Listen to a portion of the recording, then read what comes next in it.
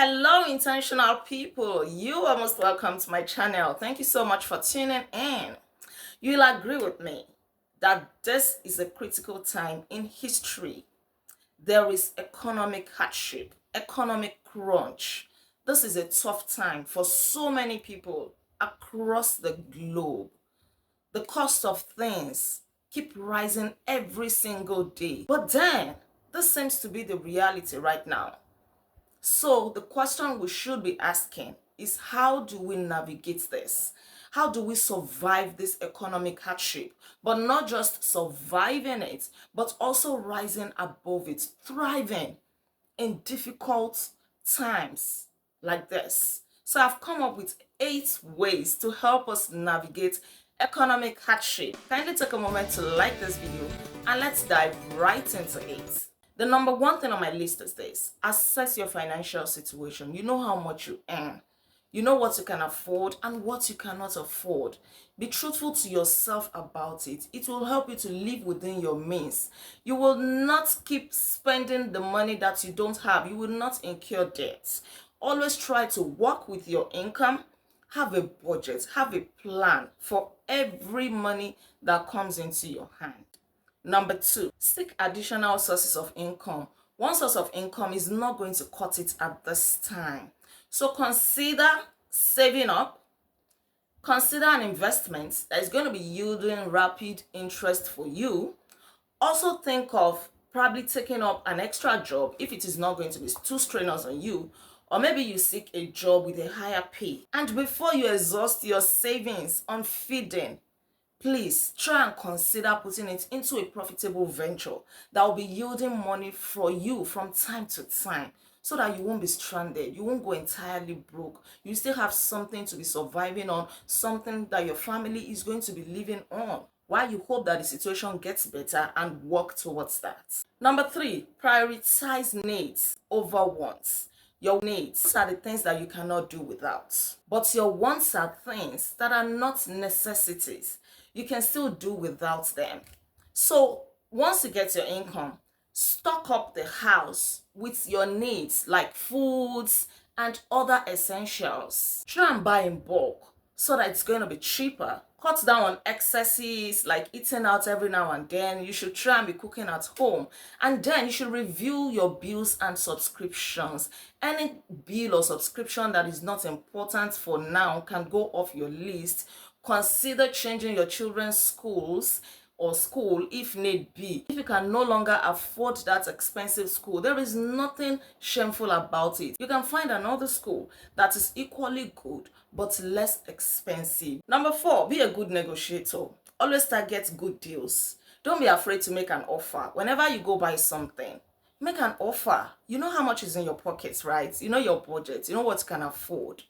So there is no point buying things at expensive rates when you can get them cheaper. So speak your mind. Oh, this is how much I have. If the seller is willing to accept it, then fine.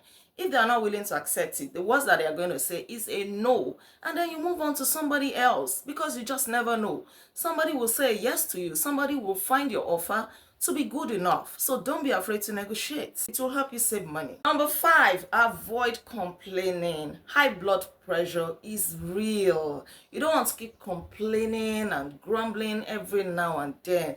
We already know the situation, right? We know the reality.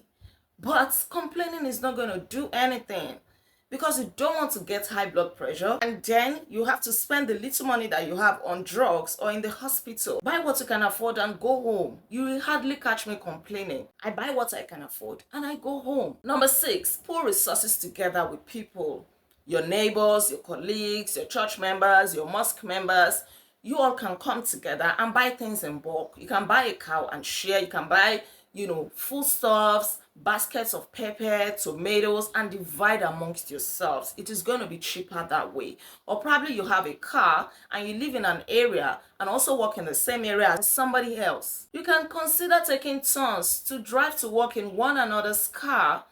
That way you will conserve fuel. Or maybe there are even people that live around you and also work in the same area as you. You can tell them to join you in your car to work in the morning. If their closing times align with yours, they can also join you back home. They pay something for that. You see, it's a win-win situation for everybody. While you drive them to work and get some money to put in your pockets, they also will feel comfortable riding in your private car to and from work. I think that makes sense. Number 7, consider planting vegetables, yam, pepper in your compound if you have space for that, or even rearing animals like chicken, goats, And if you have any piece of land that is fallow, for now, you're not ready to build on it, consider cultivating it for farming. You can do farming for commercial purpose or even for consumption. By all means, we have to maximize the resources within our disposal in order to navigate this economic crunch. No land should be lying fallow for now, especially if the land is accessible. It's a place that is not too far from you, that you can be going and coming. Even if it is far, if you have people that you can put there and then you supervise them from time to time, why not? Number 8, and the last but not the least, make gratitude a lifestyle. Intentionally, you have to shift your focus away from hardship. Focus on those things that are working in your life. Focus on your blessings. Count your blessings. Name them one by one, and it will surprise you what the Lord has done. If you look inward, if you think deeply, there will be something, at least something, that is worth thanking God for. Focus on that while you work on making the situation better. But by all means, don't dwell on the hardship. Praise God. Don't lose your joy. Don't go around in a long face. You are not alone in this. And before I go, let me ask you, when last did you read a book? There are so many books that you can read on financial freedom, on money management, on businesses, and so on. Books that will liberate you financially. This is one of them, The Richest Man in Babylon. Have you read this book? Very fantastic. It is very helpful. And this is another one, Rich Dad, Poor Dad. This is a great book. This book opened up my mind to great insights, great opportunities, great way to become financially stable. Not just stable, to thrive in life. And this last one that I'm going to show you for now, Think and Grow Rich. Hey, if you have not read this book, you are missing out on something great. Please read this book. And in case you find it difficult to read on your own, join my reading club on YouTube here, Monday to Saturday at 9:30 p.m. I go live reviewing books, and this is the book that we're currently reviewing. You don't want to miss out on this. By all means, you have to do something. We cannot just sit down and be complaining that things are not working. What are we doing to make sure that things work? Because guess what? In the same country that people are complaining of hardship, some people are actually thriving. They are living their best lives.